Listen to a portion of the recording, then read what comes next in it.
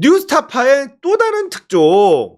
검찰의 이화영 회유 뒷받침 증언. 검사가 좋은 일 생길 거라 말했다. 이야, 봉지욱 기자 진짜 나라를 구하고 있다. 신명섭 전 경기도 평화협력국장. 검사가 이화영 만나게 한 후 진술 바꾸라 권유. 여기서부터가 문제가 심각한 겁니다. 자, 검사가 이화영을 만나게 해줘. 안 되는 거거든요. 안 되는 건데 이런 일부터가 아무렇지도 않게 일어난다는 겁니다.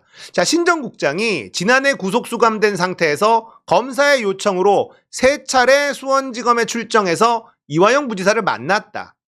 당시 이화영 부지사가 지금 이렇게 가다가는 내 주위 사람 모두 죽겠다. 내가 진술을 바꿀 테니 당신도 진술을 바꿔달라고 부탁했다. 충격적이죠.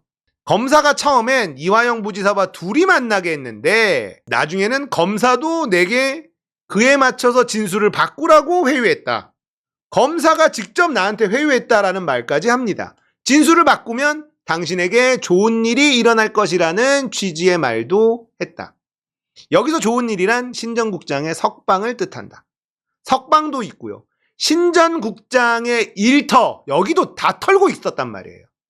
그러니까 이 신 전 국장이 진술을 바꾸면 구속된 상태에서 풀려나는 것뿐 아니라 네 주변 터는 것도 멈춰줄게, 이런 뜻으로 해석하면 된다는 겁니다. 그러니까 넘어가기 쉽죠. 왜냐하면 지금 이화영 전 부지사도 내가 진술을 바꿀 거다, 너도 진술을 바꿔라 라고 얘기한 이유가 이러다가 내 주변에 있는 사람 다 죽는다. 그래서 진술을 바꿀 결심을 하는 거예요. 검찰이 조작으로 진술을 뜯어내는 방식이 이런 방식입니다. 이게 깡패죠. 조폭이죠, 조폭. 이전 부지사를 검찰에서 3차례 만난 날짜를 모두 적어놓은 쪽지도 갖고 있다. 제목은 방북 추진 관련 신명섭의 입장, 그리고 쪽지도 공개를 했어요. 그 뉴스타파 보시면 나오고요. 구치소에서 적은 문건에 수원지검 출정 날짜 3개 정확히 지목했다. 자, 문건, 쪽지, 메모한 게 나오는데 여기 내용이 보니까 경기도 대표단의 방북 추진과 쌍방울의 대북 송금은 전혀 무관하다. 오직 쌍방울 임직원과 안부수의 증언만이 관련 증거라고 적어놨어요. 또 다른 문건에는 검사가 검찰청으로 자신을 불러 이화영을 만나게 하거나 진술을 회유한 3개의 날짜로 2018년 6월 18일, 6월 21일, 7월 21일 딱 특정했어요. 자, 이 문건이 진실을 말하느냐 아니면 가짜냐라는 건 출정 기록 딱 비교해 보면 나오잖아. 출정 기록 비교해 보면 그 당시에 실제 상황을 메모한 게 맞구나, 신빙성이 높아질 수 있겠죠. 6월 18일 이전에도 회유가 한두 차례 더 있었고 이화영이 자신이 공직 퇴임 즈음에 이재명 경기도지사에게 쌍방울의 방북 비용 대납을 보고한 기억이 있다고 검찰에 진술하겠다고 말했다. 내가 진술한 내용이 사실이냐고 물으니 이화영은 사실이 아니라고 말했다. 거짓 진술하는 이유에 대해서는 본인의 진술 여부와 상관없이 이재명 지사는 기소될 것이고 위에 언급한 진술로는 이재명 지사의 유죄를 입증할 수 없을 것이라고 언급했다. 이게 무슨 말이냐?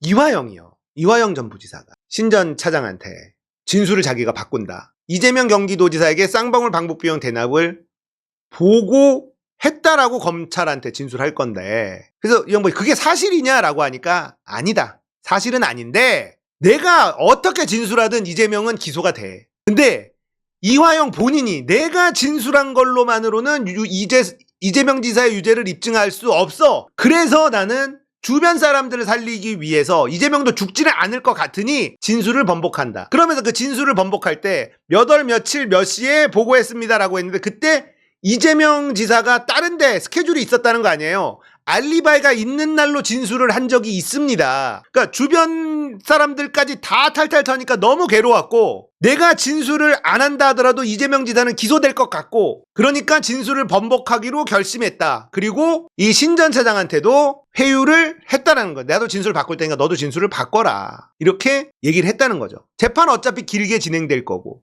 정세 변화에 따라 관련 진술을 바꿔 진실을 밝히겠다고 언급했다. 이화영 측 검찰의 조직적 회유 뒷받침하는 신전국장의 증언. 이화영 전 부지사는요, 당초 쌍방울이 경기도와 북한에 약속한 스마트팜 비용을 대신 내준 적도 없고 이걸 이재명에게 보고한 사실도 없다고 했는데 6월 초에 진술을 한번 번복하죠. 그 다음에 정신 차려 이화영 한 다음에 다시 원점으로 돌아왔습니다. 검찰이 회유했었다라고 주장하면서 재판이 완전히 원점으로 돌아온 상태다. 문제는요, 이화영 전 부지사가 연어회, 술파티 이런 회유가 있었다라고 주장을 하는데 문제는 물증이 없어요. 물증이.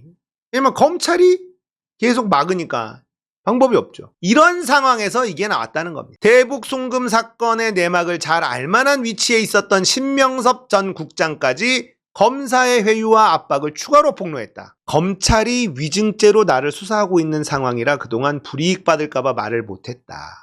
뉴스타파가 국정원 비밀문건 보도했고 민주당이 대북 송금 특검을 추진하는 상황에서 뒤늦게나마 진실을 밝혀야겠다고 생각했다. 이분이요, 신명섭 전 국장이 용기를 낼 수 있었던 건 우리가 총선을 크게 이겼기 때문입니다. 총선 승리가 여기까지 오는 거예요.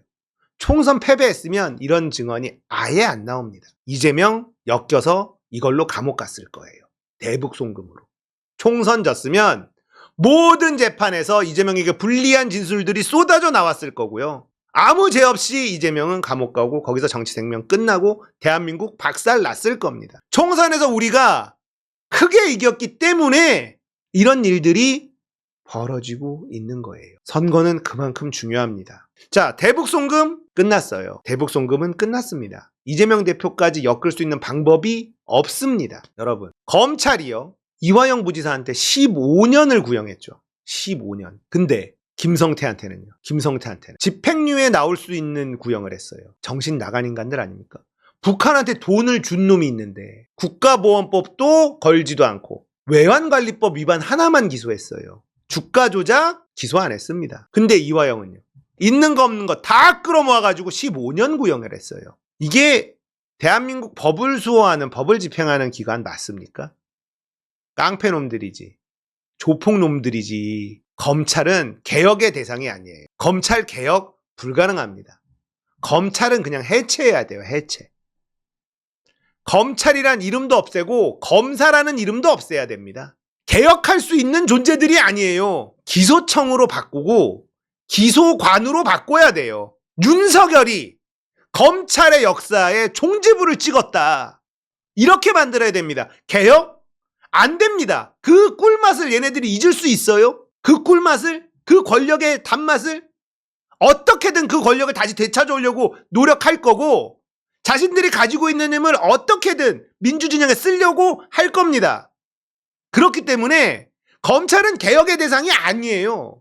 그냥 해체하고 다시 만들어야 됩니다.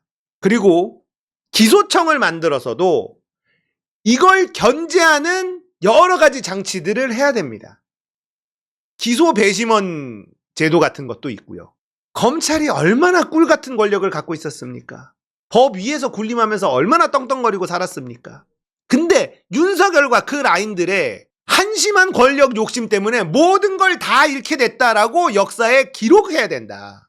그게 22대 국회에서 일어나야만 합니다. 반드시 해내야 된다. 대북 송금 사건, 이재명으로 엮는 건 이제는 완벽히 불가능해졌고 이 조작 수사는 특검 가서 이 조작에 가담한 자들 전부 다 엄벌에 처해야 합니다. 그래야 역사가 올바른 방향으로 흘러갈 거다.